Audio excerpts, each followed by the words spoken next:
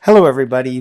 This is Ashwin Rao, and today I'm bringing you a topic that I intend to create a little bit of controversy about. We're going to propose a question: which is the better boot for the modern boot enthusiast? Is it Viberg or is it Parkhurst?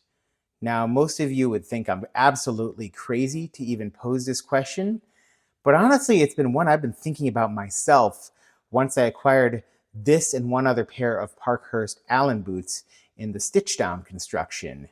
So both of these models are, this one from Viberg and this one from Parkhurst, are built using a stitch down construction and high quality leather uppers. In this case, this is done from a horse butt leather, and in this case, this is a high quality veg tanned cowhide leather.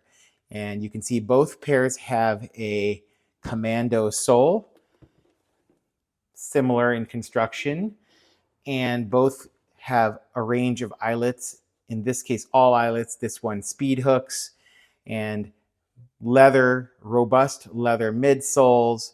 There are a few differences here, but ultimately I wanted to talk a little bit about why I would even bring up this question. So first of all, Viberg is essentially the standard bearer for the modern boot enthusiasts brand of boots. This model here is built off of their 2040 last, which is a Munson-styled asymmetric last.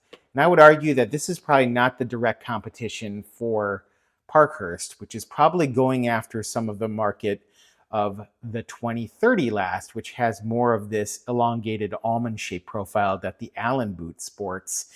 But I don't have a 2030 model because I actually don't care for the design or the fit of that particular model on my foot. The 2040 suits me better from Viberg, and yet here we have this Parkhurst boot that I've become completely enamored with, have worn a couple times now, and I'm really enjoying the experience. So it got me to thinking which boot would be better for me as a modern boot enthusiast, and which boot would be better for you as a modern boot enthusiast. So Viberg, I will say, is a very high quality boot.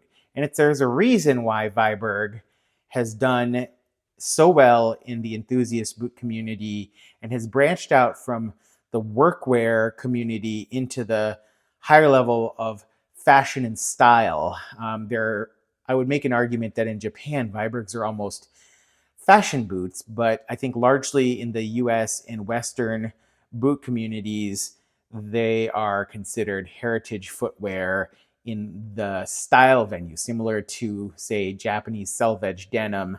Viberg owns a very specific place in the heart of heritage clothing enthusiasts because they offer high quality lasts that afford broad appeal, high quality builds, and impeccable stitch work done that has actually improved quite a bit over the course of the years. But some people have started to complain that Viberg has almost become too dressy.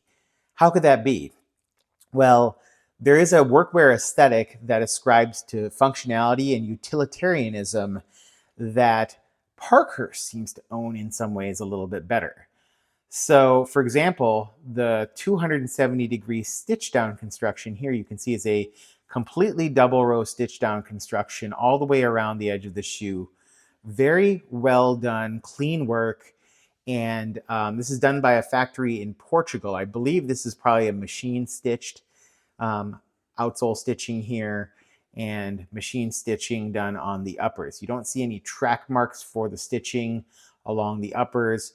And as is the case for a boot that's more affordable, this boot being closer to the $300 to $400 price point compared to the $700 to $800 price point, you can see a lower degree of stitch density, but it's honestly a stitch density that I've seen pretty comparably in makeups from Nicks, Whites, Franks, and JK boots, which are all based out of the Northwest and have prices quite comparable to Viberg.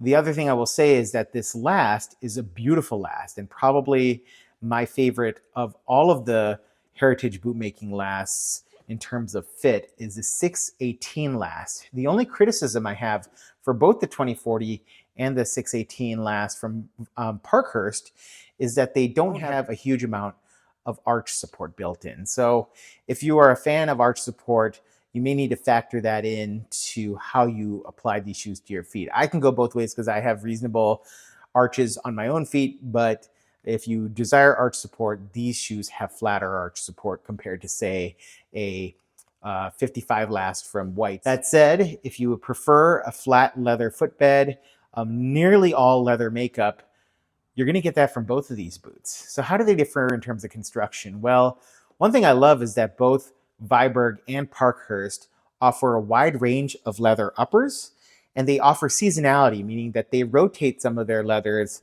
based on the season, based on sort of limited releases.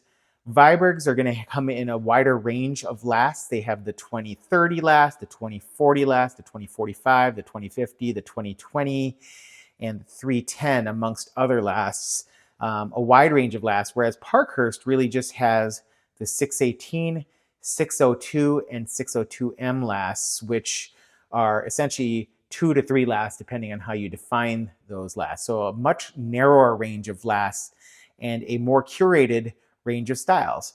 Viberg makes everything from service style boots all the way up to engineer boots and chukkas.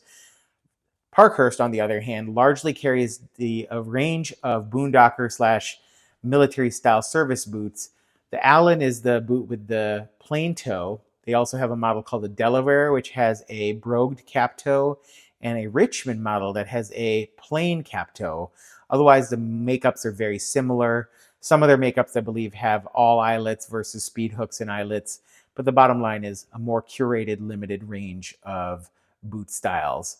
You can see that when you pull up here, the stitch density on the upper is also less on the Parkhurst than compared to the Vibergs here, where you see more clean, detailed stitching, both on the outsole, where there's a dramatic difference in the stitch density on the outsole here, as well as on the upper. So I would say that if you're looking for clean design in today's boot world, you really can't beat the quality that Viberg offers. And even brands like Flame Panda, Onderhood, and others, while they do some hand welting, the work done to create the boot is pretty impeccable these days from Viberg. So why does that matter? Why is that a negative thing? I don't think it is a negative thing, not for me as somebody who's an enthusiast of high quality dress shoes. This is a boot that, even though it has a rugged DNA, can be dressed up. As Parkhurst, actually, based on its last, can also be dressed up. And while it has a lower stitch density, that brings more attention to the quality and symmetry of the stitching done here. And it's really high quality stitching, similar stitch density, say, an Onderhood. I will say that it's going to take more effort to produce this boot based on the detail, the higher stitch density, and the fact that this is a tougher leather to last, being a rugged Merriam horsebutt, although Parkhurst does offer models in a Merriam horsebutt, so keep that in mind. Parkhurst offers a variety of soles, mainly like a day-night style sole, similar to Viberg's, using day-night, and this Parkhurst branded commando sole here. Viberg uses the Goodyear commando sole, and then I believe they use day-night and Ridgeway soles. So, and you can also get Vibergs in a leather sole. So again, more options for different styles of boot from Viberg, a more curated, limited set from Parkhurst. But the price here is what starts to drive the discussion. Parkhurst boots are about half the price of Viberg boots. Half the price. Are they really half the quality? I would argue and say absolutely not.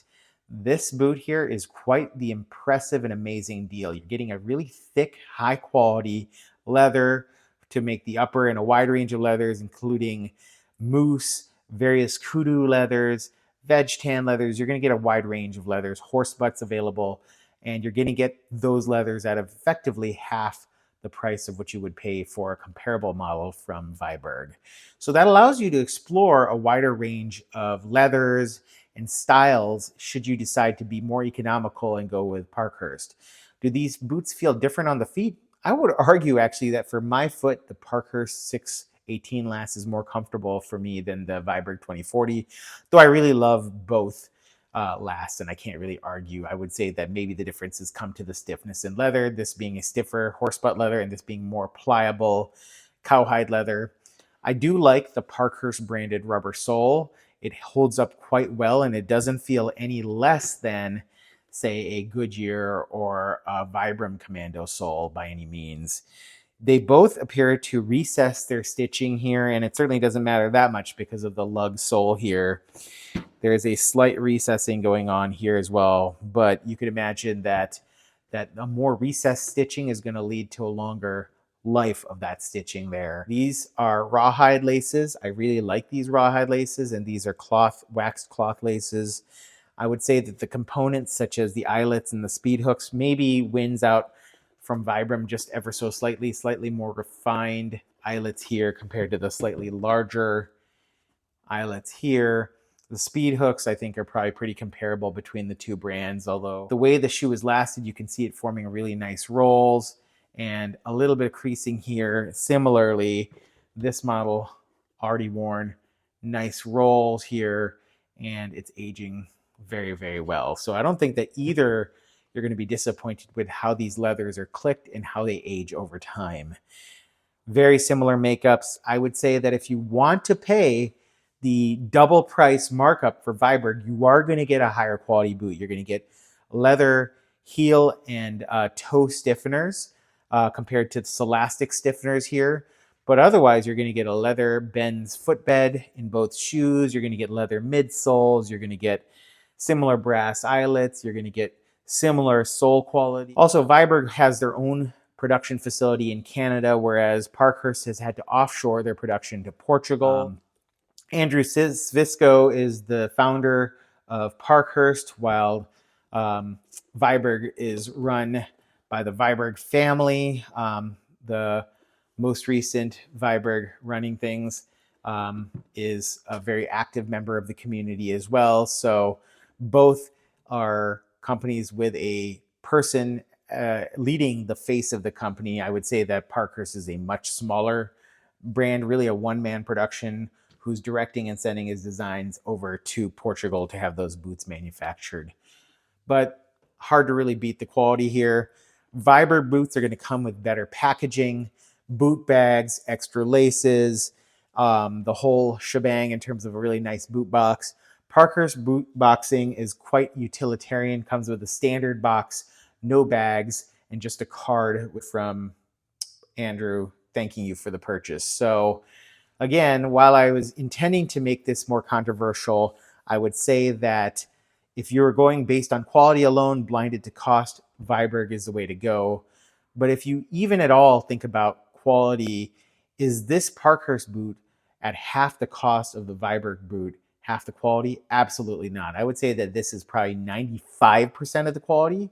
And so I would argue that for somebody getting into the boot world and interested in new makeups and trying to figure out what works for them, think about Parkhurst first. Honestly, owning Parkhurst and owning Viberg, they both engender a pride of ownership.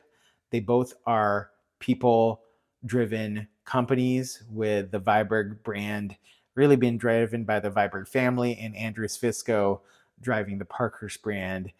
So you're going to get that pride of ownership knowing that you're supporting a small business that is passionate about what they're doing. You're going to get more refined details on this particular pair.